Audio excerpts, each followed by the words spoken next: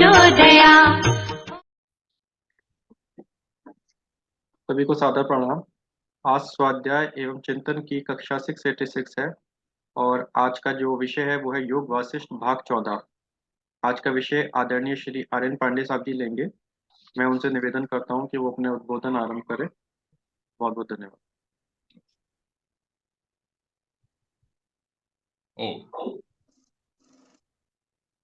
सर्वप्रथम गायत्री मंत्र का उच्चारण करते हैं। ओम भूर्भुवः स्वः तत्सवितुर्वरेण्यं भर्गो देवस्य धीमहि धियो यो नः प्रचोदयात्। अब दो वैदिक मंत्रों से मैं प्रार्थना करता हूं। ओम विश्वानि देव सवितर्दुरितानि परा सुवः यद्भद्रं तन्न आ सुवः। ओम अग्नि नयसुपधारायै अस्मान् विश्वानि देव वयुनानि विद्वान् ययोध्यस्मज्जुहुराणमेनो भूयिष्ठान्ते नम उक्तिं विधेम। हे सकल जगत के उत्पादक प्रकाश स्वरूप परमात्मन, आप हमारे दुर्व्यसनों को, बुराइयों को, आपत्तियों को दूर करें और जो कल्याणकारी हो वह हमें प्राप्त कराएं। हे सबसे अग्रणी अग्नि स्वरूप परमेश्वर, आप हमारे सारे कर्मों को जानते हैं। आप हमें सन्मार्ग पर ले चलते हुए समृद्धि को प्राप्त कराएं। इस मार्ग में जो भी बाधाएं आए उन्हें आप दूर करें। हम आपको बारंबार प्रणाम करते हैं। ओ सर्वप्रथम संचालक संयोजक श्री अभिषेक शर्मा जी का बहुत बहुत आभार। हमारे प्रबुद्ध श्रोता आदरणीय देव ऋषि जी को मेरा बहुत अभिनंदन प्रणाम। आज का जैसा विषय मैं योग वासिष्ठ पर ही ले रहा हूं, तो पहले योग वासिष्ठ के जो अधिष्ठाता कहने वाले वशिष्ठ जी हैं और जो श्रोता राम हैं, उनको मैं वंदन करता हूं। ब्रह्मानंदम परम सुखदम केवलम ज्ञानमूर्तिम द्वंद्वातीतम गगन सदृशम तत्वमस्यादि लक्ष्यम एकम नित्यम विमलमचलम सर्वधि साक्षिभूतम भावातीतम त्रिगुणरहितम श्री वशिष्ठम नताः स्म। आद्यंत वर्जित शिला विशाल शिलांतराल संपीड चिदगन वपुर गगनामलस्त्वं स्वस्थो भवा जठर पल्लव कोश लेखा लीलासिताखिल जगज्जयते नमस्ते। जैसा कि पहले वक्तव्यों में ये मैं निवेदन कर चुका हूं कि योग वासिष्ठ एक ज्ञान मूलक ग्रंथ है, फिर भी इसमें सभी तरह के विषयों को संकलित किया गया है, समेटा गया है। बहुत ही दिव्य ग्रंथ है, यह विशाल ग्रंथ है और इस पे कई लोगों ने अपनी अपनी टीकाएं, अपना अपना संकलन लिखा है, जिसमें भीखन लाल आत्रेय की जो टीका या संकलन है वो बहुत महत्वपूर्ण है। मैं उसी के आधार पर और गीता प्रेस गोरखपुर ने जो योग वासिष्ठ का हिंदी में एक संक्षिप्त विशेषांक निकाला, उसके आधार पर मैं सब अध्ययन करके आपके सामने सामग्री प्रस्तुत करता हूं। जैसा कि मैं पहले बता चुका हूं कि योग वासिष्ठ में जो प्रकरण हैं, चैप्टर्स हैं, वो वैराग्य प्रकरण, मुमुक्षु व्यवहार प्रकरण, उत्पत्ति प्रकरण, स्थिति प्रकरण, उपराम प्रकरण, उपशम प्रकरण, निर्वाण पूर्वार्ध और निर्वाण उत्तरार्ध। इनके नाम से ही पता चल जाता है कि इस ग्रंथ का उद्देश्य क्या है। उद्देश्य है पहले कैसे वैराग्य होगा किसी को, मोक्ष की कैसे इच्छा होगी, उत्पत्ति स्थिति कैसे होती है वासनाओं की, मन की, फिर उपशम उसका शमन कैसे होता है, और निर्वाण पूर्वार्ध निर्वाण उत्तरार्ध दोनों प्रकरण है, परिपक्वता कैसे निर्वाण की आती है, क्या स्थिति होती है, ये मुख्य उद्देश्य है। लेकिन इसके लिए योग वासिष्ठ ने बहुत तरह के कथानकों को सम्मिलित किया। तो आज चूंकि हमारा नव वर्ष 2080 प्रारंभ हो रहा, उस पर सबको शुभकामनाएं देते हुए, और नवरात्रि भी प्रारंभ हो रहा, यह शक्ति पर्व है, तो मैंने यह सोचा, इसमें यह संकलित किया कि योग वासिष्ठ जैसे ज्ञान मूलक ग्रंथ में क्या देवी का वर्णन है तो वो आपके सामने प्रस्तुत करता हूं। किस तरह से लिखा, क्या मैंने सोचा इसको पढ़ के कि पौराणिक कल्पनाएं मानते हैं देवी के इत्यादि काली बारे में, लेकिन तांत्रिक या आगमिक एक पूरा एक शाखा है आराधना करने की शाक्तों की, जो धीरे धीरे डेवलप हुई। और क्योंकि मैंने यह इस दृष्टि से अध्ययन किया वेदों का कि शाक्त या शक्ति मूलक बात क्या वेदों में है, तो मैंने इस पे 2 ग्रंथ भी लिखे। वेदों में शाक्त तत्व, और दूसरा ग्रंथ लिखा ऋग्वेद में शक्ति गान एवं शक्ति बीज। मेरा कहने का अर्थ यह है कि मेरा अपना मानना यह है कि जब हम यह कहते हैं, ये मैं बार बार कह चुका हूं, स्वामी दयानंद ने सबसे पहले कहा कि वेद जो है सभी विद्याओं का मूल है, सारी विद्याएं हैं। तो यह भी प्रकट होता है यदि आप जिस दृष्टिकोण से देखना चाहें, क्योंकि वेदांग अलग अलग हैं, उपवेद हैं, धनुर्वेद भी है, आयुर्वेद भी है, सभी है, वेदांग भी हैं 6। तो जब मैंने उसे शक्ति के दृष्टिकोण से देखा तो वह भी उसमें पाया। वेदों की भाषा अलग है, कोड वर्ड उनकी लिखने की शैली अलग है, उसके अर्थ करने के भी कई सारे पक्ष हैं। तो जब यह शक्ति का मामला पाया तो मैं कहना यह चाहता हूं, ये धीरे धीरे किस तरह पुराणों में बदल गया। जिस शिव का वर्णन भी है, रुद्र का भी वर्णन है, उसमें विष्णु का भी वर्णन है, तीन देवियों का भी वर्णन है, मैं पहले बोल चुका हूं इस बात पे। लेकिन वो पौराणिक जब पुराण बने तो वो कथानक के रूप में हो गए, और कथानक के रूप में ऐसे हो गए कि वो जो वैदिक मूल भाव था उसको पकड़ना मुश्किल हो गया। सौभाग्य से पुराणों का प्रचलन हुआ क्योंकि वो रुचिकर कथा में है, लेकिन दुर्भाग्य से जो मैं समझता हूं कि उसके मूल भाव को बताने वाले लोग नहीं रहे।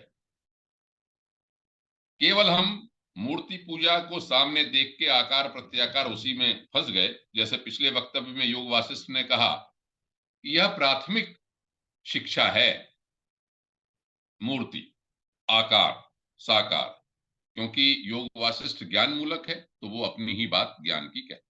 चलिए, तो मैंने इसमें जो आज मैं प्रकरण आपके सामने रखने जा रहा हूं, मेरा अनुरोध यह है कि पहले तो उस कथानक को सुनिए, उस कथानक के पीछे योग वासिष्ठ में ही जो ज्ञान मूलक व्याख्या दी गई है उसे आप समझने का प्रयास कीजिए। आज की कथानक, चूंकि शक्त पर्व शुरू हो रहा, तो मैं ये चाह रहा था कि शक्ति की कुछ बात की जाए। काली की बात करते,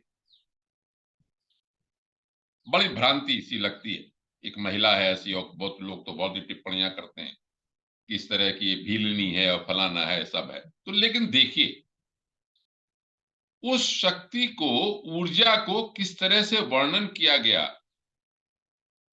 मार्कंडेय पुराण में दुर्गा सप्तशती में तो हम दुर्गा का पाठ करते ही, और 3 शक्तियों में से एक शक्ति को भी मानते हैं उसको। लेकिन योग वासिष्ठ क्या कहता है, ये इसलिए मैं आपके सामने रखता हूं, बड़ा इंटरेस्टिंग सा लगेगा। पहले आप कहानी किस्से के रूप में सुनिए, उसके बीच बीच में मैं बताने का प्रयास करूंगा कि है क्या ये। मैं एक बार वक्तव्य दे चुका हूं जिसमें काली के ऊपर भी मैंने कुछ बोला था, जहां तक हो सकता है। कहने का अर्थ यह है कि इससे यह स्पष्ट होगा कि ये जो वर्णन है रुद्र का और काली का, ये सब बहुत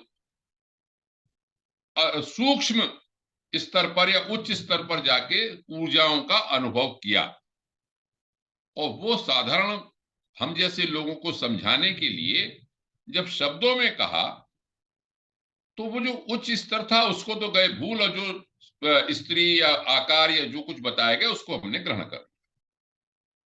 अब मैं आपको योग वासिष्ठ से ही आज रुद्र और काली का प्रकरण रखूंगा। मुख्य उद्देश्य मेरा यह है कि शक्ति पर्व प्रारंभ हो रहा है तो हम यह समझें कि योग वासिष्ठ इस शक्ति को किस रूप में देखता है। पहले मैं आपको बता चुका हूं कि ज्ञान मूलक ग्रंथ है। विशेष रूप से हम सब पहले बोल चुके हैं काफी सारी चीजें।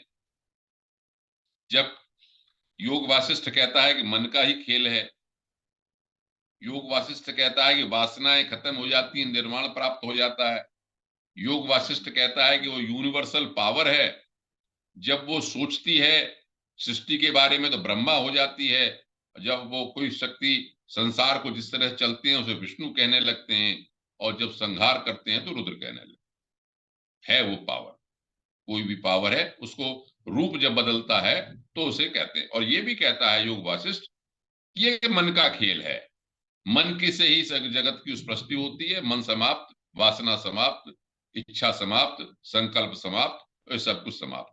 व्यक्तिगत स्तर पर भी हम लोगों के, जब हम जीवन मुक्त होना चाहते हैं तो वासनाओं की समाप्ति से हम जीवन मुक्त हो जाते हैं व्यक्तिगत। इसी तरह से योग वासिष्ठ का कहना है कि जो ब्रह्मा के रूप में जो शक्ति है सृष्टि करने वाली, जब उसकी इच्छा समाप्त हो जाती है, संकल्प शक्ति, तो ये संसार समाप्त। योग मैं जो प्रकरण उठा रहा हूं वो निर्वाण उत्तरार्ध प्रकरण में, यह प्रकरण है 80 से लेके 85 सर्ग तक, इसमें सर्ग हैं। निर्वाण प्रकरण उत्तरार्ध में 80 से 85, ये 6 जो सर्ग हैं, इसके ही ऊपर मैं आज अपना वक्तव्य दूंगा, रखूंगा। इंटरेस्टिंग, जितनी बात उतनी ज्ञान मूलक बात ना हो, लेकिन एक चूंकि शक्ति का पर्व प्रारंभ है तो देखिए योग वासिष्ठ क्या है। इसकी भूमिका ऐसे है कि वशिष्ठ जी प्रलय के बारे में बता रहे हैं रामचंद्र जी। रामचंद्र जी को प्रलय के बारे में बता रहे हैं। तो ये कहा रामचंद्र जी ने प्रलय के बारे में, यहां पर एक उन्होंने बात कही, ब्रह्मा जी के बारे में एक बात कही, वो मैं आपके सामने रखता हूं कि सृष्टि के आरंभ में ब्रह्मा को सृष्टि रचने की शुरू में इच्छा होती है। जैसी इच्छा होती है तो वासनाओं का जगत रूप में उद्भव होता है। सिद्धांत समझिए, जैसी उनका संकल्प हुआ तो वासना उनके अंदर हुई और इच्छा हुई और जगत रूप में उद्भव हो गया। अब क्या कहते हैं कि वासनाओं की शांति को निर्वाण समझना चाहिए, वासना की सत्ता को ही संसार रूपी भ्रम समझना चाहिए। ये योग वासिष्ठ का सिद्धांत है। चित्त की वृत्ति को जगाकर बहिरूप कर देने से बंधन होता है और परमात्मा में लीन कर देने पर निर्वाण प्राप्त होता है। ज्ञान मूलक बात कही। अब क्या, जब प्रकट होता है तो कहते हैं ये जगत असत होकर भी सत के समान भाषित होता। नश्वर होते भी हमको लगता है कि भाई है, हम तो फंसे ही हुए इसमें, हम तो सब पूरे मारकाट इसी जगत में ही मचा रखी है हमने जैसे। लेकिन ज्ञानी आदमी उसको सुलाकर आत्मा में लीन करके अपने चैतन्य स्वरूप का अनुभव करता है, तो हम लोग मोक्ष। अब उपदेश देते हैं वशिष्ठ जी कि बंध मोक्ष आदि की सारी शंकाओं को छोड़कर निर्वाण रूप वासना शून्य अनंत अनादि विशुद्ध केवल बोध स्वरूप द्वैताद्वैत से रहित परिपूर्ण ब्रह्म स्वरूप आकाश के समान अंतःकरण से युक्त बंधन मुक्त शांत भाव से रामचंद्र हे राम रहना चाहिए। इससे पहले वो प्रलय का वर्णन कर रहे हैं। सब जगह जल जल हो गया और कह रहे हैं मैंने देखा कि अर्णव मतलब सब जगह जल हो गया था उस समय। तो उन्होंने कहा कि जब जो सृष्टि करने वाला ब्रह्म था उसकी संकल्प शक्ति समाप्त हो गई तो मैंने देखा ब्रह्मा जी नहीं वहां पर। अब शुरू होता है मेरा चैप्टर जो मैं जिस पे बोलने जा रहा हूं। ब्रह्मा जी के ब्रह्मलीन होने पर 12 सूर्य अपनी प्रभा से प्रकाशित हो ब्रह्मलोक को भी जलाने लगे, जैसा वर्णन आता है। ये ऐसे इसमें जो वर्णन है वो मैं आपको सामने कर रहा हूं। और जल ही जल सब जगह हो गया। इसके बीच में मैंने एक भयंकर रूप देखा। ये योग वासिष्ठ में लिखा है, क्योंकि ज्ञान मूलक ग्रंथ है तो मैं उसी को वर्णन कर रहा हूं। पहले इसको वो एक उदार दृष्टिकोण रख के इस वर्णन को सुनिए और इसमें जो बीच बीच में बात ज्ञान मूलक कही है उसको समझने का प्रयास कीजिए। एक भयंकर रूप देखा मैंने जो आकाश के मध्य भाग से प्रकट हुआ था। उसे देखकर मैं डर गया। उसकी आकृति कल्पांतकालिक जगत के समान थी, अंधकारमय, अंधकार ही अंधकार था और उसमें जो आकृति थी वो और गाढ़ी अंधकार की आकृति थी। ऐसा देखने लग रहा, मालूम पड़ रहा था कि सारी रात्रों का एक अंधकार जो है एक इकट्ठा हो गया हो। अब वर्णन करते हैं, सुनते रहिए वर्णन को बिल्कुल उदार भाव से। 3 नेत्र थे जो 3 सूर्यों के समान दिखाई पड़ते थे। नेत्रों की प्रभा बहुत देदीप्यमान थी।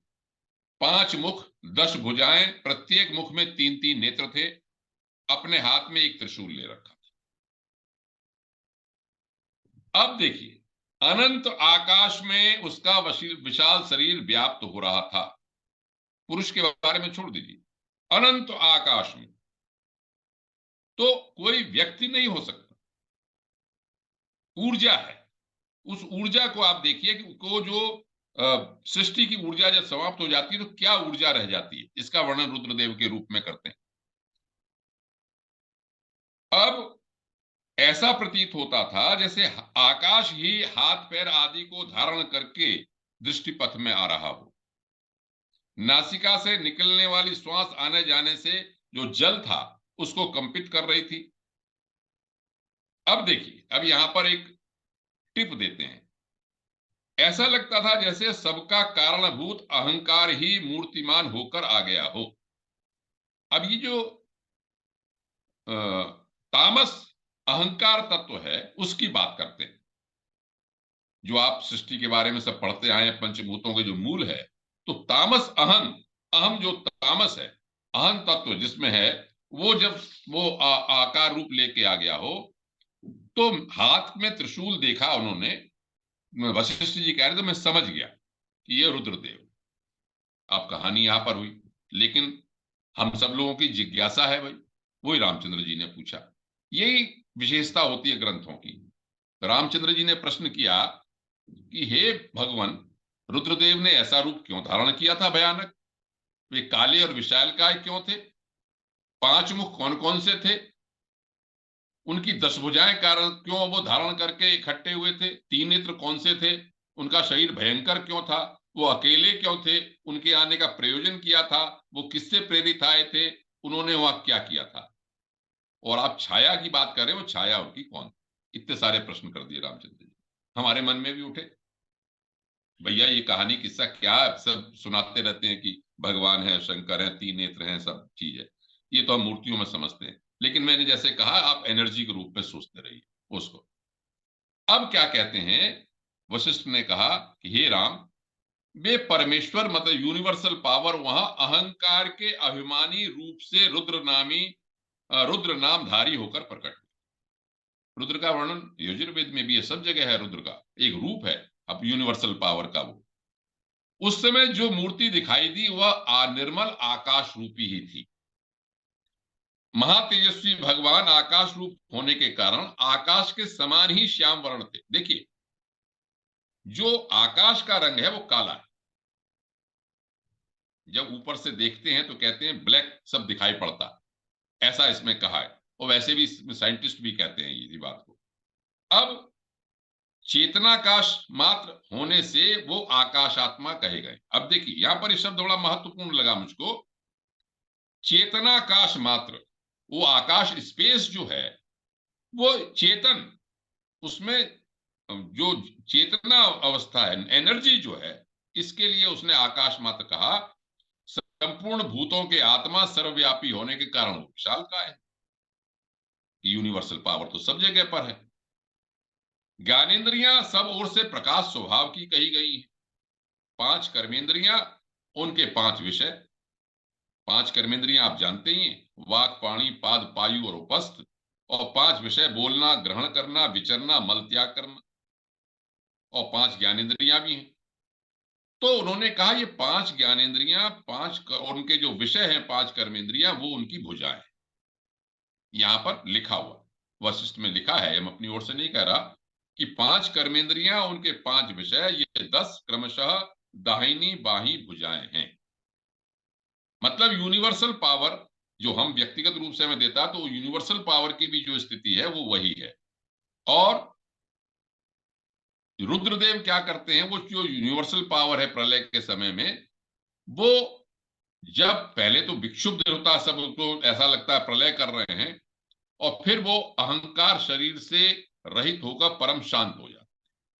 तो जब शांत हो जाते हैं तब वो अवस्था आ जाती है जब प्रलय की अवस्था शांत हो गई। पहले प्रलय हुआ और उसके बाद शांत अवस्था हो गई, अब कुछ भी नहीं है। अब इसको थोड़ा और स्पष्ट करते हैं। यहां पर ये कहा कि सत्व रज तम, ये तीन गुण, भूत भविष्य वर्तमान, ये तीन काल, चित्त, अहंकार और बुद्धि, ये त्रिविध अंतःकरण, अ उ म, ये प्रणव के तीन अक्षर,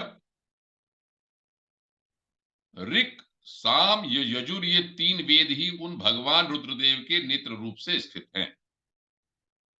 अब देखिए, जो हम तीन नेत्र देख रहे हैं और कहते हैं भाई चंद्रमा, सूर्य और अग्नि है, ये बिल्कुल एक रूप है। तो ये विशेषता वैदिक सनातन धर्म की है कि जो ऋषियों ने अनुभव किया वो तरह तरह के परिप्रेक्ष्य में अनुभव करते।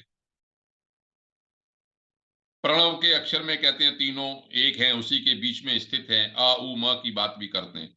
तो वो जो यूनिवर्सल पावर है उसको हम लोगों के ग्रंथों में, शास्त्रों में ऋषियों ने तरह तरह से बताया। गुणात्मक रूप में सत्वरजतम बता दिया, काल के रूप में भूत भविष्य वर्तमान बता दिया, अंतःकरण के रूप में चित्त, अहंकार और बुद्धि कह दिया। अब चूंकि साउंड जो है वो जानते ही आप, तो बस सब कुछ ओम के ऊपर आधारित हमें कहा, तो अ उ म तीन उन्होंने प्रणव के अक्षर भी बता दिए। और ये भी कहते हैं हम सब लोग कि वेद जो है वो केवल किताब नहीं है, वेद पुस्तक नहीं है, वेद एक शाश्वत ज्ञान है परमेश्वर का, और जो कभी नष्ट नहीं होता। तो इसलिए ऋग, यजु, साम जो है, ये तीन वेद रुद्रदेव के तीन नेत्र हैं। तीनों तरह से तीन नेत्रों की अलग अलग तरह से व्याख्या कर। अब भाई ये सवाल आया कि त्रिशूल ले रखा था, तो यहां पर वशिष्ठ जी ये कहते हैं कि त्रिलोकी रूप को, त्रिशूल को धारण कर रखा है।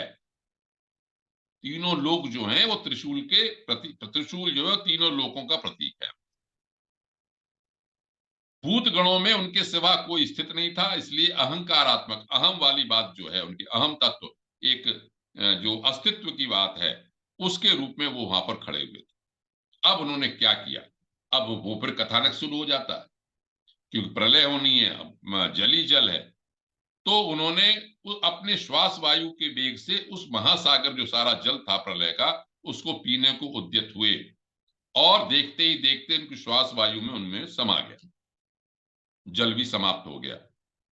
यहां पर एक बात कहते हैं, बड़ा अच्छी बात, यहां पर एक टिप दी छोटी सी, कि भाई जब कल्प होता है पूरा, ये कल्प के अंत में प्रलय हो रही है, तो कल्प के समय जब सृष्टि बनी रहती है तो कहां रहते हैं? तो उन्होंने कहा भाई समुद्र में जो बड़वानल है उसमें वो अहंकार स्वरूप रहते हैं स्थित। कल्प का मतलब आप अच्छी तरह समझ लें, 1000 चतुर्युगी का समय होता है कल्प। और कल्प के अंत में बड़ी सृष्टि मतलब प्रलय हो रही है। छोटी छोटी प्रलय तो होती रहती है, एक एक सब चतुर्युगी, एक एक चतुर्युगी के अंत में घूमते रहते हैं। तो कल्प के समय में जो बड़ी प्रलय मानी जाती है, हमारे शास्त्रों में लिखी है, वो समय की बात करें। लेकिन प्रलय काल में वो समुद्र को ही पी जाते हैं, समुद्र ही समाप्त हो जाता है। तो देखते ही देखते रुद्रदेव का एकदम ही जो मैंने देखा, सारा समुद्र जितना चारों तरफ पानी पानी था वो सब समाप्त हो गया यहां पर। और क्या रह गया कि ब्रह्मलोक से पाताल लोक तक सारा स्थान धूलि धूम वायु समुद्र भूतकण से रहकर केवल शून्य सम और शांत रह गया। नासदी सूक्त मुझे याद आता है, मैं आगे थोड़ा सा इसमें इशारा दूंगा। न मृत्यु आसीद न अमृतम इतर्री, न मृत्यु थी न अमृत था, कुछ नहीं था उससे, खत्म था सब निर्मल। अब 4 पदार्थों की यहां पर बात कही, ये कुछ समझने का प्रयास कीजिए। योग वासिष्ठ की अपनी शैली है कि आकाश के समान निर्मल चेष्टा रहित 4 पदार्थ ही दिखाई पड़ते थे। अब जो उस अवस्था का वर्णन करने का प्रयास है, उसको वो वर्णन करने का प्रयास कर रहे हैं। एक तो नील गगन की आकृति वाले भगवान रुद्र मुझे दिखाई पड़ते थे, जो आकाश के मध्य भाग में बिना किसी आधार के स्थित हैं। ये देखिए, और बात आएगी अभी आगे, भाई स्थित कैसे हैं? तो वो एनर्जी है, वो एनर्जी बीच में स्थित थी। एक तो ये। दूसरा, ब्रह्मांड सदन का निचला भाग था, जो 7 पातालों से भी नीचे बहुत दूर तक दृष्टिकोण होता था, वह पृथ्वी और आकाश के तल भाग का जाना पड़ता था। बीच में रुद्रदेव स्थित है, नीचे का भाग है। तीसरा पदार्थ था ब्रह्मांड मंडल के ऊपर का भाग, वह दुर्लक्ष्य आकाश के समान नीला दिखाई पड़ता था। अधोभाग और ऊर्ध्वभाग दोनों अलग अलग मुझे दिखाई पड़ते। उनके बीच में जो स्पेस था वो अनंत निर्मल और ब्रह्म के समान निर्मल आकाश। अब कहते हैं चौथा पदार्थ मैंने और देखा वहां, कि चौथा पदार्थ था कि उनके बीच में जो निर्मल आकाश था वो चौथे पदार्थ के बारे में। और पदार्थों का वह पार्थिव भाव अब क्या हुआ, पृथ्वी के रूप में या सॉलिडिफाई जो चीज थी, उन्होंने कहा वो ब्रह्मांड कपाल है। तो जल आदि वस्तुएं आधार होने से उसका आश्रय लेने के लिए उसी ओर, जो आधार था उसी ओर दौड़ रहे। तो ब्रह्मांड नामक महाशरीर के निकटतम भाग की ओर जा रहे थे। जैसे कि हमारे हाथ पैर होते हैं, जुड़े रहते हैं अपने भाग से, तो जो पंच महाभूत तत्व थे वो, जो उनका बेस था, उसकी ओर वो जा रहे थे। तेजस बोला इसको, तेजस जो एनर्जी का तेजस रूप था, उसकी ओर वो जा रहे थे आश्रय लेके। अब एक बात जो मेरी समझ में, बाकी बात तो हो सकता है मेरी समझ में ना आई हो, एक शब्द समझ में आया यहां। इस ब्रह्मांड को यद्यपि किसी ने धारण नहीं किया है, तथापि वह परमात्मा की अचिंत्य धारणा शक्ति से अच्छी तरह धारित है। इसको मेरी समझ में आया है, कैसे लिंक किया, मतलब मैंने उसे अनुभव नहीं किया, लेकिन मैंने शब्दों से लिंक किया। दोबारा सुने, यद्यपि इस ब्रह्मांड को किसी ने धारण नहीं किया है, लेकिन परमेश्वर की धारणा शक्ति जो है उससे अच्छी तरह धारित है। हम संध्या में मंत्र बोलते हैं बहुत सारे, ये आत्मदा बलदा जैसे विश्वोपासते प्रशंसते वास्य छायामृतम यस्य मृत्यु कस्मै देवाय हविषाभिधे। इसी तरह से और भी बल, यह प्राणतो निमिषतो महित्वई किद्राजा जगतो बभूव यह ईशे अस्य द्विपदस् चतुष्पद। तो जिसको जो धारण करने, अब इसको मैंने कैसे जोड़ा, सृष्टि के संबंध में एक नासदीय सूक्त बहुत प्रसिद्ध है, मैं कई बार उसका उल्लेख कर चुका हूं। ऋग्वेद के 10वें मंडल का 129वां सूक्त है, उसमें बड़ा स्पष्ट कहा गया धारणा शक्ति के बारे में। इसलिए मैं इस बात को योग वासिष्ठ की उससे जोड़ता हूं। उसमें कहा उन्होंने कि न मृत्यु आसीत न अमृतम ही तर रही, न रात्रि आसीत अन्न आसीत प्रकेता। न मृत्यु थी न अमृत था, मतलब अमरत्व भी नहीं था, न रात थी न दिन थी, जो यहां पर कह रहे हैं। लेकिन क्या था? आनीद अवादम स्वधया तदेकम तस्मात् था नान्य किंचनास। वहां स्वधा, आनीद अवातम स्वधया तदेकम, लेकिन वो जो कुछ भी था वो स्वधा नाम की जो शक्ति है परमेश्वर की, उससे वो स्थित था। स्वधा कहते हैं अपने आप धारण करने वाला। तो यह धारणात्मिका शक्ति जो कहा, वो उसी स्वधा का वर्णन है जो वेदों में कहा गया। ये कोई अपनी तरफ से कोई बात ऐसी नहीं की वशिष्ठ ने।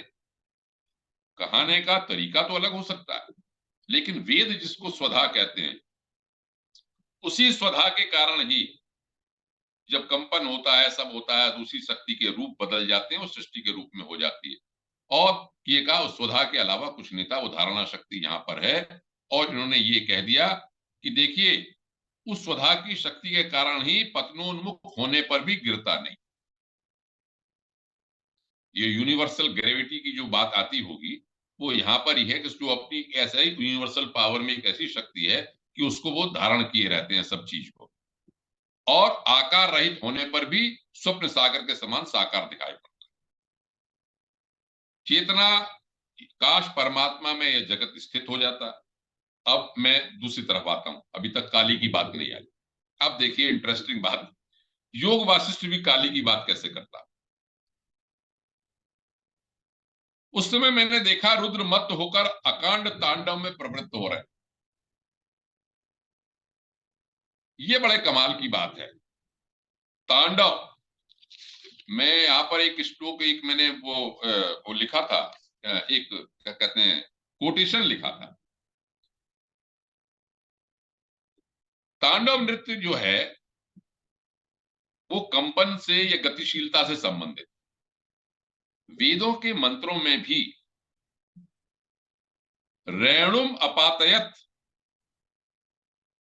उस रज की, उस रेणु की, उस धूल की बात है, जिसे साइंटिस्ट लोग, मैंने जो एक प्रवचन सुना था एक बहुत बड़े साइंटिस्ट का, उसमें उन्होंने कहा था कि जब सृष्टि बनने को होती है तो बहुत ही महीन धूल के पहाड़, मतलब पूरे संसार के संसार की तरह से, कॉन्टिनेंट्स की तरह से धूल होती है, और धूल जो है वो इकट्ठी होती है और तरह तरह की आकृति को लेती है। बाद में वो, जैसे मैंने बताया कि नेबुला उसे बोलने लगती है, सॉलिडिफाई होती है। तो वो जो कंपन या नृत्य है वही एक तरह से रुद्र का तांडव कहा जाता है। अब उनमें, यहां पर उन्होंने, वशिष्ठ जी ने कहा कि मैंने ये देखा कि उसके शरीर से छाया सी निकल रही। अब यहां पर जो नव संवत्सर की हमारे शक्ति पूजा है, काली जी का उद्भव प्रकरण शुरू होता है, जो हमने देखा कि उनके तांडव नृत्य में अनुसरण कर रही है। मेरे मन में ये खुद वशिष्ठ जी कह रहे हैं कि मेरे मन में ये प्रश्न उठा कि द्वादश सूर्य के विद्यमान न रहने पर आकाश में महान अंधकार छा गया, तब ये छाया कैसे बनी? जब अंधकार ही अंधकार है तो छाया तो जो होना चाहिए, प्रकाश की छाया होनी चाहिए, छाया कैसे हुई? मैंने विचार ही कर रहा था कि वो छाया भी नृत्य करती हुई शीघ्रता पूर्वक रुद्र के सामने खड़ी हो गई आगे। उसका भी 3 नेत्र थे। अब उसका वर्णन सुन लें, उसके बाद फिर कुछ इसमें समाधान मिलता है तो समाधान सामने रखें। उसका रंग घोर काला था, 3 नेत्र थे, बहुत ही दुर्बल थी। सुनते जाइए। नसों, नाड़ियों के जाल सुस्पष्ट दिखाई पड़ रहे थे, बहुत ही जर्जर अवस्था में थी, आकृति विशाल थी, मुख में आग की ज्वालाएं थी, कोयले के समान काली थी, मानो काल रात्रि ही उसका रूप धारण करके आ गई। जो दुर्गा सप्तशती का पाठ करते हैं वो जानते हैं कि काल रात्रि, महारात्रि, मोहरात्रि, तम श्रीस्तम ईश्वरी तम भ्रिस्तम बुद्धिर्बोध लक्षणा, वहां काल रात्रि की बात आती। हमें लगता है ये पुराणों की कहानियां सब हैं, लेकिन फिर भी देखिए कैसे इसको योग वासिष्ठ भी पुष्ट करता है। तो बहुत लंबी थी, बहुत विकराल था। कभी आप पढ़ें काली का वर्णन, उसमें दुर्गा शब्द लिखा है, काली कराल बदना विश्रांता सिपाशिनी, विशाल काली का कराल बदन वाली है। अब देखिए, इस तरह से खड़ी हो गई मानो आकाश को नापने को उद्यत हो। एक कोई स्त्री तो हो नहीं सकती। मैं आपको बताऊं, जब देवी का वर्णन दुर्गा सप्तशती करती है दूसरे मध्यम चरित्र में, सारे देवता अपनी अपनी एनर्जी दे देते हैं, तो एक नारी का रूप धारण करते। तो मैंने आपको पहले किसी वक्तव्य में बताया था कि वेदों में भी लिखा है कि वो नारी के रूप में वो शक्ति हुई, उसके देवताओं ने यजन किया। लेकिन मैं यहां पर यह बात बताना चाहता हूं कि जब महिषासुर ने देखा, तो मार्कंडेय पुराण में दुर्गा सप्तशती में देवी का वर्णन क्या किया गया। स ददर्श ततो देवी व्याप्त लोकम त्रयाम तुषा पादा क्रांत्या नतभवम क्रीटोल्लिखितांबराम क्षोभिता शेष पातालाम धनुर्जानि निस्वनेनता। इसका अर्थ क्या हुआ? मैं केवल इस बात को कि ये कोई स्त्री नहीं है, ये एनर्जी है कैसे, तो इसमें क्या लिखा, उसने ये देखा कि एक देवी को देखा जो तीनों लोकों में व्याप्त थी। उसके पैर जो थे पाताल लोक में थे, उसके जो सिर का जो मुकुट था वो सबसे ऊपर वाले ब्रह्मलोक में था, और उसके जो ध्वनि निकल रही थी धनुष की ज्या से, वो पूरे तीनों लोक में व्याप्त थी। तो निश्चित रूप से ऐसी कोई महिला नहीं हो सकती जिसे हम महिला के रूप में मानते हैं, लेकिन बताने का तरीका है, एक एनर्जी बताना चाहते हैं। यहां पर भी देखिए, मैं इसका वर्णन करके फिर मैं, चूंकि समय धीरे धीरे हो रहा है, तो मैं इसको कुछ समेटना भी चाहता हूं। नहीं समेटा गया तो फिर आगे देखेंगे जैसा भी होगा, क्योंकि मैं एक हल भी देना चाहता हूं आप लोगों के सामने जो योग वासिष्ठ में दिया गया है। पहले तो रूप देख लीजिए, जो हम पढ़ते आए हैं, जिन्हें महाकाली पढ़ा या काली की जो उपासना करते हैं या काली का जो रूप देखते हैं, वो उसी तरह से लिखा है। काजल की काली सी विशाल शरीर में सर्वत्र गड्ढे थे, बहुत ही दुर्बल थी, खड़ी होने में असमर्थ थी, नस नाड़ियों की लंबी रस्सियां थी, अतड़ियों और नस नाड़ियां सब चमक रही थी उसमें। और देखिए, अनेक वर्णों के सूर्यादि देवताओं दानवों के मस्तकों की वर्णों की मालाएं उसके गले में पड़ी हुई थी, लंबे लंबे कान, नाक झूल रहे थे, स्तन लंबे थे नीचे तक, जांग तक इसके स्तन लटक रहे थे। तो वशिष्ठ जी कहते हैं, मैंने अनुमान लगा लिया देख के, ये भगवती काली हैं, साधु संतों ने जिनको भगवती काली के रूप में कहा गया है। अब इसमें खौर वर्णन है, उसको मैं छोड़ देता हूं, जो कठोर वर्णन है, आगे मैं बात को ले जाना चाहता हूं। अब देखिए, मैं एक बात यहीं स्पष्ट कर दूं, काली काली नहीं, ब्लैक नहीं, काल, काली काल का, काल की शक्ति है, टाइम की शक्ति के रूप में काल, क्या जो काल से रमण करती है वो काली है। कैसे? अब उस शब्द को सुन लीजिए, उसे मैं आपको तंत्र में आगम से भी सिद्ध कर सकता हूं, तो इसमें न कह के योग वासिष्ठ से ही बात बताता हूं। उस देवी के अंगों में मैंने पुर नगर ऋतु तीनों लोक मास दिन रात रूपी फूलों की मालाएं देखी। अब फूलों की मालाएं तो कह दी, लेकिन मालाएं किस चीज की है? मालाएं हैं पुर नगर ऋतु तीनों लोक मास दिन रात रूपी, मतलब काल, टाइम, और जितना ब्रह्मांड है वो सब उसकी माला, तो मतलब काल है। काल की जो शक्ति है वही काली के रूप में है। और इसमें लिखा कि नगर ग्राम पर्वत आदि मानव पुनर्जन्म पाने के आनंद से उल्लसित हो उसके साथ साथ नाच रहे। कभी कभी वह नहीं नाचती थी, तो पर्वत वन कारणों सहित आकार वाला सारा जगत मरकर जो फिर लौटा था वो नाचता ही रहता था। मतलब समय के ऊपर बताया, समय को बताने का एक तरीका है। और उसमें चंद्रमा सूर्य दिन सब उनके नखाग्र भाग रेखाओं के बारे में वो थे, उनके तरह से दिखाई पड़ते थे। सृष्टि प्रलय सुख दुख भव अभव इच्छा अनिच्छा विधि निषेध इत्यादि का बहुत वर्णन किया। मेरा कहने का मतलब सिर्फ यह है, जो मैं अर्थ समझा, कि यहाँ पर जो काल है, जो समय है, जो टाइम है, उसके बारे में ही इन्होंने बताया। अब ये एक और बात इन्होंने कह दी कि वह देवी सूप कुदाल ओखली चटाई थाल घट इत्यादि वस्तुओं को भी धारण करके मान लो नृत्य कर रही थी। अब बात ये आ गई, जो पहले एक बार पूछा था, भाई जब कुछ नहीं था तो ये सब चीजें कहां से आ गई? तो भगवान रामचंद्र जी ने ये पूछा उनसे। अब मैं थोड़ा संक्षेप में करता हूं मामले को, कि जब ये बताइए गुरु जी, जब प्रलय काल में सब नष्ट हो गया, तो देवी कालरात्रि किस शरीर को लेकर नाच रही थी? और जब सूप फाल घट सब नष्ट हो गए थे प्रलय में, तो उनकी माला का धारण करना क्या है भाई? जब वस्तुएं थी ही तो फिर त्रिलोकी का नाश कैसे हुआ? जब वस्तुएं भी आप बता रहे हो तो त्रिलोकी का नाश कैसे हो गया? और त्रिलोकी यदि नष्ट हो गई थी तो काली के शरीर में ये सब वस्तुएं आई कैसे, संभव कैसे हुई? जो प्रश्न हम सब लोगों के मन में उठता। वशिष्ठ ने कहा, देखो अब बात शुरू होती है तत्व की जो हमें समझनी चाहिए। हे राम, वास्तव में न वह पुरुष था न वह स्त्री थी, न तो वह नृत्य हुआ, न वे दोनों रुद्र और काली वैसे विशेषणों से ही युक्त थे। उनके आचार व्यवहार भी वैसे नहीं थे, उनकी वे आकृतियां भी वैसी नहीं,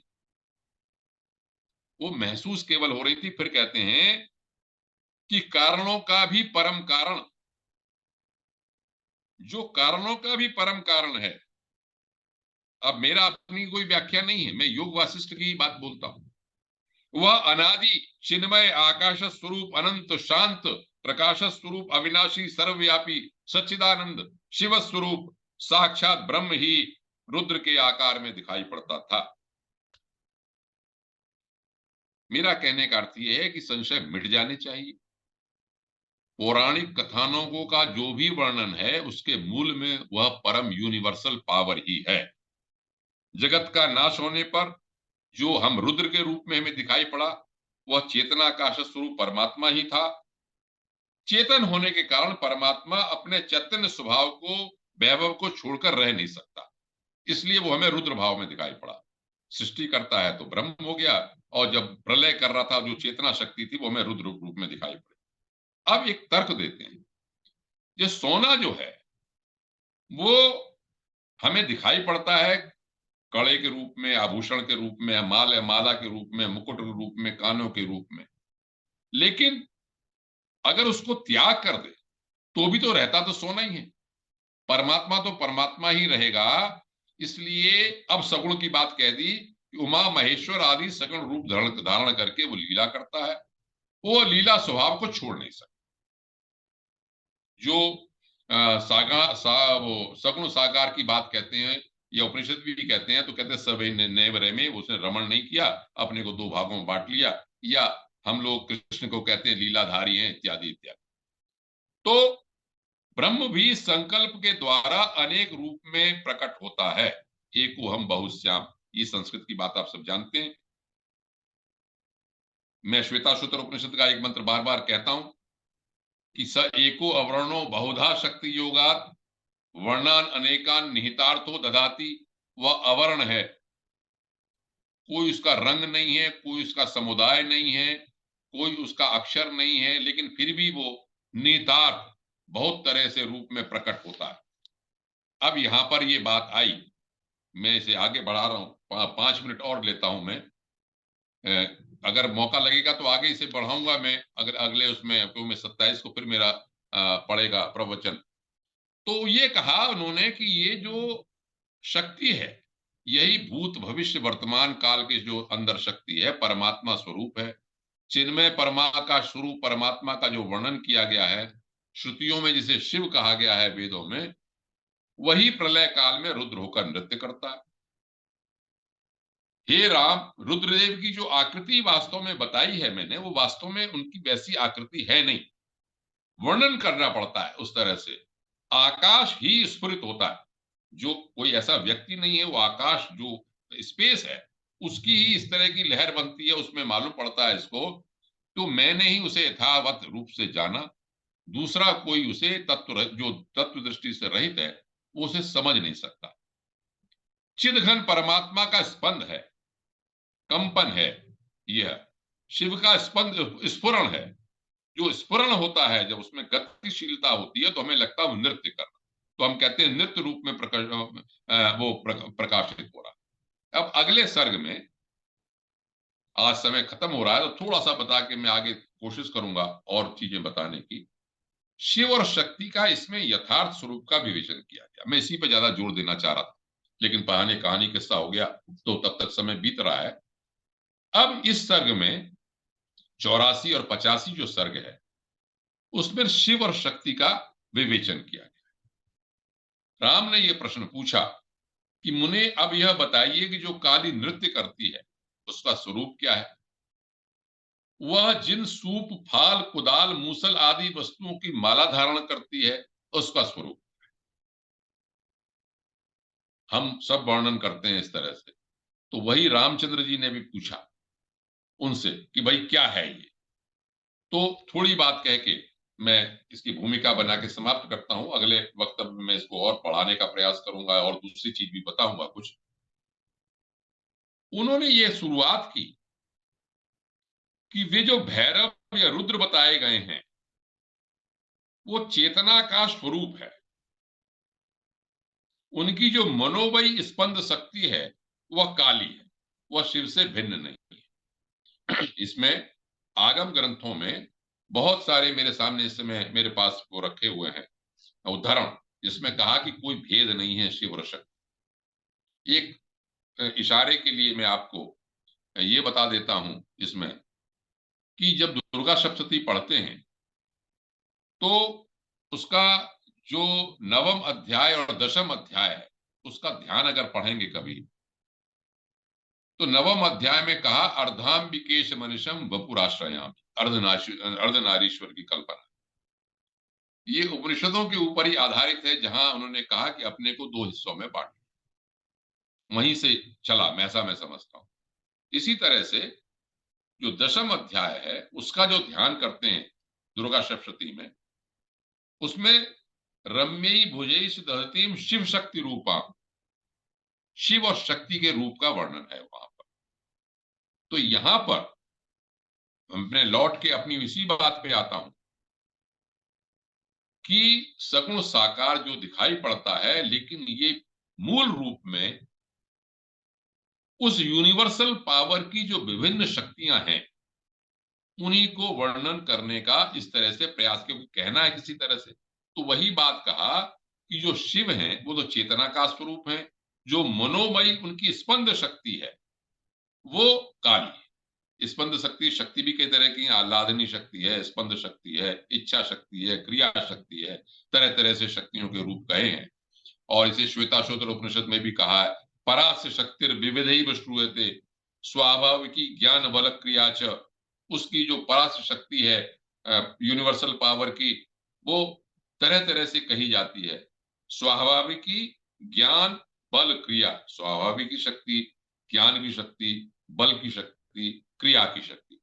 तो लेकिन वो शिव से भिन्न नहीं है।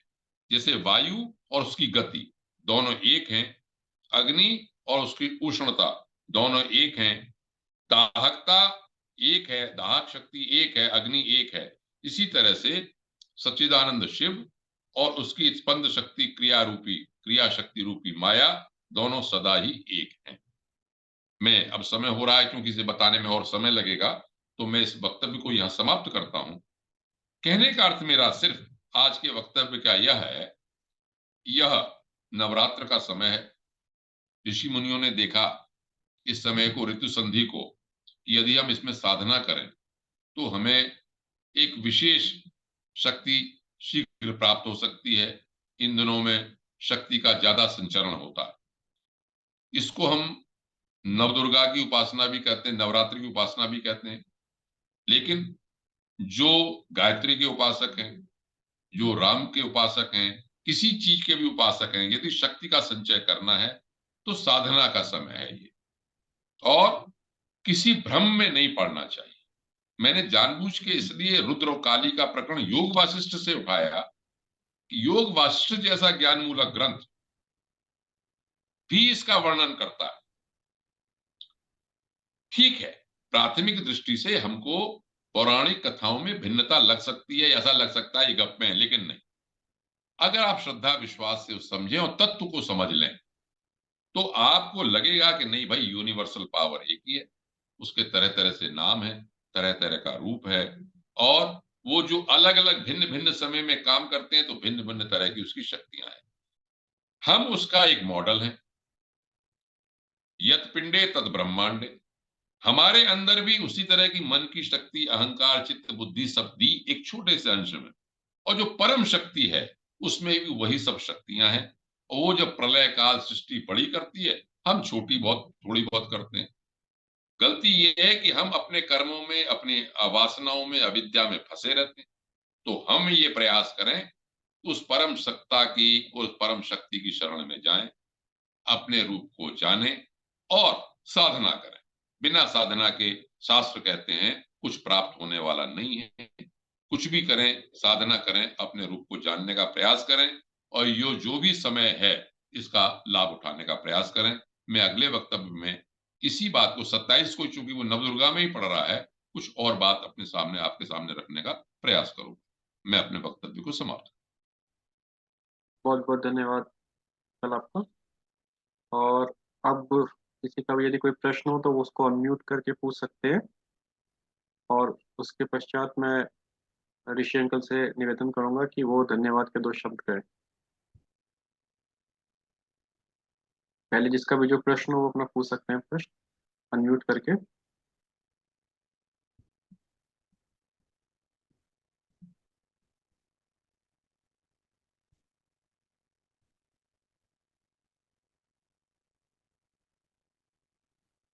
वागीश अंकल भी आए हुए हैं।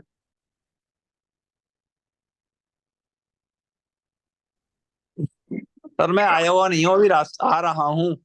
अदरवाइज तो मैं दर्शन दे रहा होता, अभी रास्ते में हूँ। अच्छा।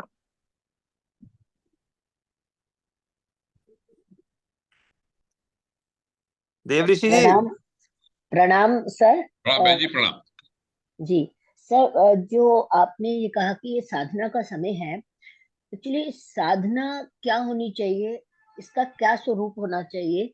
दुर्गा, क्योंकि मैं कभी नवरात्रे 1-2 साल से रखना शुरू किया है, मगर मेरा कोई कर्म कांड में बहुत ज्यादा मुझे ज्ञान भी नहीं है और उसका कुछ औचित्य भी लॉजिकल माइंड को समझ नहीं आता है। तो साधना क्या होनी चाहिए और किस तरीके से करनी चाहिए, क्या समय होना चाहिए? दुर्गा जब आप नवरात्रि रखते हैं, क्योंकि मैं नवरात्रि भी ऐसे ही रखती हूँ, लाइक फास्टिंग, कोई बहुत रिचुअल्स नहीं मालूम मुझे, तो उसके बारे में बताएं प्लीज। प्रणाम बहन जी, प्रणाम। बहुत ही आपने प्राथमिक जो शंका या उत्सुकता या जिज्ञासा है सबके मन में, वो रखा। मेरा अपना मानना व्यक्तिगत रूप से यह है, कर्मकांड में भी बहुत नहीं जानता और मैं कर्मकांड के अतिरिक्त साधना की जहां तक बात है, साधना एक शब्द कह दिया। साधना बड़ा विस्तृत शब्द है। जैसे कोई लोग प्राणायाम करते हैं, कोई ध्यान लगाते हैं, कोई जाप करते हैं, कोई नाम जप करते हैं, कोई पद्मासन में बैठते हैं, कोई आज्ञा चक्र पे करते हैं, वो सब साधना साधना शब्द है। मेरा कहने का अर्थ केवल इस समय यह है कि आप या हम जो कुछ भी करते हैं भगवान के नाम पर, अध्यात्म के नाम पर, कुछ ना कुछ तो करते ही। और कुछ नहीं करते हैं, कोई राम जपता है, कोई श्याम जपता है, कोई राधे जपता है, कोई हरे कृष्ण हरे इस्कॉन वाले जपते हैं। और हम सब लोग जो कर्मकांड को कम मानते हैं, मान लीजिए वो गायत्री जपते, ओम जपते हैं। तो मेरे मोटा बुद्धि से साधना का मतलब है उसकी मात्रा बढ़ा देनी चाहिए। इस समय ऐसा समय है, ये ऋतु संधि पर्व 9 दिन, अगर हमारी, एक तो शास्त्रों में लिखा, परंपरा से चला आ रहा, तो हमारी आस्था ज्यादा रहती। तो आपकी जिस चीज में आस्था है उसको आप ध्यान से ज्यादा करें, बस। विशेष का मतलब यही होता, हम एक दिनचर्या में करते हैं और आप अब आपने इसको ज्यादा करें एक बार, और श्रद्धा पूर्वक ज्यादा करें, भाई हमें और ज्यादा लाभ मिलेगा। अब आपने कहा कैसे करें, किस समय करें? शास्त्रों में तो कुछ भी लिखा हो, मेरा अपना मानना है जो हमारी दिनचर्या के अनुकूल, जब हमारा मन लगता हो तब करें। शास्त्र तो कहते हैं ब्राह्म मुहूर्त में करें।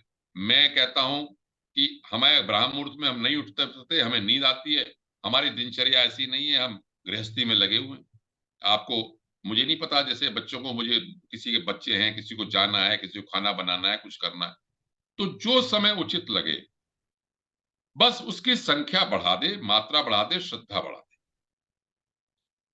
हम जैसे दुर्गा सप्तशती करते हैं, नहीं करना है नहीं करिए, रामचरितमानस करते हैं, नहीं करना नहीं करिए, आप माला गायत्री की 1 करते हैं आप 11 कर दीजिए, 11 करते हैं आप 100 कर दीजिए। कोई त्र्यंबकम की जैसे माला करते हैं, 1 करते हैं आप 11 कर दीजिए, 21 कर दीजिए, इतना जो सामर्थ्य हो। कहने का अर्थ ये, और उसमें ध्यान लगा के अपना जो भी प्राणायाम करते हैं, कुछ भी करते हैं। तो साधना का इस समय मेरा जो कहने का तात्पर्य है वो ये है कि हम जो कुछ करते हैं उसकी मात्रा को बढ़ा दें और श्रद्धा विश्वास से करें और कुछ भी करें। इसमें मेरा मानना यह है कि जब हम ये कहते हैं कि वो परम तत्व एक है, उसके नाम अलग अलग हैं, मैं तो मान लो शक्ति को मानता हूं, मैं तो पिछले 60 साल से दुर्गा सप्तशती करता हूं, इसलिए मैं कह सकता हूं मेरी उसमें श्रद्धा है। लेकिन कर्मकांड को फिर भी मैं बहुत नहीं जानता। मैं मान लीजिए देवऋषि जी बैठे हैं, ये गायत्री को करते हैं, मैं भी गायत्री करता हूँ, मूल रूप से है, पर गायत्री का तो है ही करना। ज्यादा माला करते होंगे, मैं कम माला करता हूँ। ये भी यज्ञ करते हैं, मैं भी दैनिक यज्ञ करता हूँ, लेकिन अब जब ध्यान से करना, उसमें प्रमाद नहीं करना। अपने को भाई नवरात्र दिन में थोड़ी सात्विकता ज्यादा बरतनी है। फास्ट का मतलब हुआ भूखे रहने से कोई मतलब नहीं। आपको जो उचित लगता हो, मन सात्विक रहे ज्यादा, ये एक भाई हम इसमें करते हैं, तो ये मेरा मतलब है साधना से मुख्य रूप से। पंडित यहाँ मैं मैडम थोड़ा सा अपना अनुभव देना चाह रहा था। जी जैसे पंडित जी ने कहा मैं गायत्री करता हूँ, लेकिन जो साधना की स्थिति है, मैं साधना और ध्यान को एक ही स्थिति में ले आना चाहता हूँ आपके लिए। अच्छा, जो कैसे साधना करें, वो जो मेरा विचार, मेरा अनुभव है, आपको बाहर से नाता बिल्कुल तोड़ना पड़ता है। मैं निर्विकार भी हो जाता हूँ, निर्विचार भी हो जाता हूँ, तब मुझे ना शरीर होता है, ना मुझे श्वास का, मुझे अपना कुछ पता नहीं होता। बाहर से पूरा नाता टूटा, अंदर से गया, उस टाइम गायत्री भी गायब हो जाता है। गायत्री ये क्रिया है, क्रियाएं सब बंद हो जाती हैं। जब मैं ध्यान में होता हूँ, समाधि में भर में भी लग सकती है वो। जैसे एक लास्ट वर्ड हमने यूज किया है, सात्विकता, शुद्धि। अगर आपके मन कर्म वचन से शुद्धि है तो आनंद है, एक आनंद का भाव हमेशा ही चलती फिरती आनंद शक्ति आपने बनना है। एक दिन कौन सा प्रवचन हो रहा था, उसमें शायद गुरुदेव ने ही कहा था, शायद चलती फिरती शक्ति बनिए। खाते पीते, पिछले प्रवचन में पांडे जी ने यही कहा था, योग विशिष्ट में भी, खाते पीते उठते बैठते सोते पीते, मतलब कुछ है ही नहीं भाई। जहां में रह के भी जहां में ना रहो, एक वो स्थिति है। और आप अगर कोशिश करिए, आप निर्विचार अगर हो सकते हो, सबसे नाता टूटा हुआ है। सांस ले रहे हैं नहीं ले रहे हैं, जैसे मैं अभी, अगर आप अभी आप आंखें बंद कर लिया हुआ, अभी मुझे ये भी नहीं पता कि बोल कौन रहा है। सच कह रहा हूँ, मुझे पता नहीं मैं बोल रहा हूँ, कहाँ से आवाज है, मुझे इसका आभास नहीं है। एक ऐसी स्थिति लानी है, वो है साधना। और उससे रोम रोम खिल जाता है, आनंद भाव रहता है, शांत भाव रहता है, मधुरता आती है। आपका अच्छे अच्छे कर्म करने, किसी का भला करने का दिल करता है, मतलब कि सबको प्रसन्न, चेहरा प्रसन्न दिखना चाहिए किसी को। मैं एक अजीब सी एक एक अनुभव है, वो आप करिए। और है वो अंदर बाहर चित्त के स्रोत में जाना है, तो बिल्कुल चैतन्य उसकी जो स्रोत में जाओगे ना, है अंदर, बाहर से बिल्कुल और अंदर भी जब जाओगे, फिर आप कहीं भी नहीं होगे। एक ऐसी अवस्था है, आप है भी नहीं, अब है, आप एग्जिस्टेंस ही नहीं करते कहीं।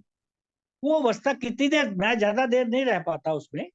और लेकिन कभी भी जा सकते हैं, अगर आप आपकी उस स्थिति में है। शुद्धि बहुत जरूरी है उसके लिए, सात्विकता जो एक वर्ड उन्होंने यूज किया है, वो एक बहुत जरूरी है। बिल्कुल मतलब बुरा विचार आए आए और फिसल जाए, जैसे कमल के पत्ते पे पानी फिसल जाता है। आता है क्योंकि हम संसार में रह रहे हैं, गृहस्थ आश्रम में रह रहे हैं, सोसाइटी में आते हैं, है सब कुछ, लेकिन हम उसमें लिपटे ना। और वो अवस्था आने पे फिर ध्यान लगाना जरूरी है। जो उन्होंने कहा, बिना ध्यान के, और श्रद्धा भी उन्होंने बहुत बड़ी बात की है, श्रद्धा से होना, श्रद्धा ध्यान के बिना ये है ये जो आनंद है वो संभव नहीं है। नहीं तो फिर आदमी बार बार वो दुख, तो आपको अगर क्रोध आ जाता है, आपको कोई चीज आदमी बुरा भी लगता है, तो आप सोचिए आपके आध्यात्मिकता भी बहुत अधूरी है। कुछ भी बुरा नहीं लगना चाहिए, कुछ भी आपको किसी की बुराई नजर नहीं आनी चाहिए। वो स्थिति आनी है, मतलब आपको सब सब प्रभु या सब जगह आनंद ही आनंद नजर आ, वो स्थिति लाना है बस। वो किसको कौन कितना ला सकता है, ये प्रभु की, ये भी प्रभु की कृपा है, ये हमारे बस में नहीं। तो ये मैं अपना छोटा सा अनुभव बता रहा था। आप मेरा ख्याल आप समझ धन्यवाद, धन्यवाद। आपके आपके चेहरे से नजर आ रहा था, आप समझ रहे हैं उसको। यही ये भाव आपसे, आपके भाव नजर आ रहे हैं मुझे भी, आप समझ सकते हैं इस अवस्था को। इतना ही मैं कहना चाह रहा था।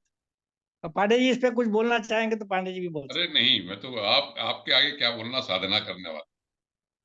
हैं। धन्यवाद। हैं।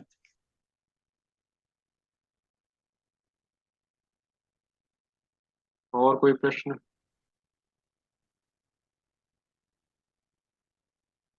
हाँ, विषय की समाप्त कराओ। ठीक है। और ये बताया पांडे जी, आपने तो बता ही दिया सब कुछ। शिव और शक्ति एक ही बात है, बिल्कुल सही है। और जैसे आपने बड़ा सिमली बड़ी है, जबरदस्ती दी है, वायु और गति, अग्नि और सुषुम्ना। अब भले चीज सब ये एक योग ही है। वासिष्ठ की शैली है। हाँ, बात वही है, एनर्जी है। एनर्जी फॉर्म को आप कहाँ ले जा सकते हैं, कि जो भी करिए उसको बस अनुभव करिए अपना। बहुत बहुत धन्यवाद आपका। आप हर थैंक बार यू, आप कहाँ के कहाँ ले जाते हैं हमको, देखिए। थैंक यू, थैंक यू, धन्यवाद। बहुत बहुत धन्यवाद। 3 बार ओम के उच्चारण के साथ कक्षा समाप्त करते हैं।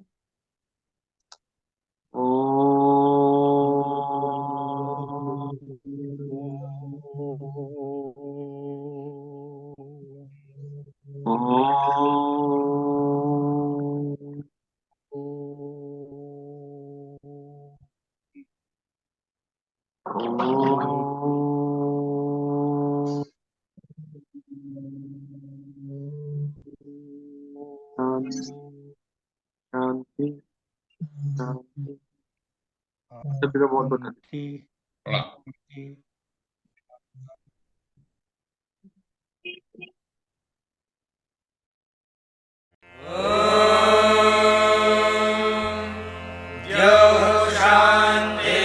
शान्तिरन्तरिक्षं शान्तिः पृथिवी शान्तिरापः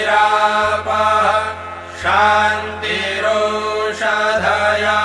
शान्तिः वनस्पतयः शान्तिर्विश्वे देवाः शान्तिर्ब्रह्म शान्तिः सर्वं शान्तिः शान्तिरेव शान्तिः सा मा शान्तिरेधि। ॐ शान्तिः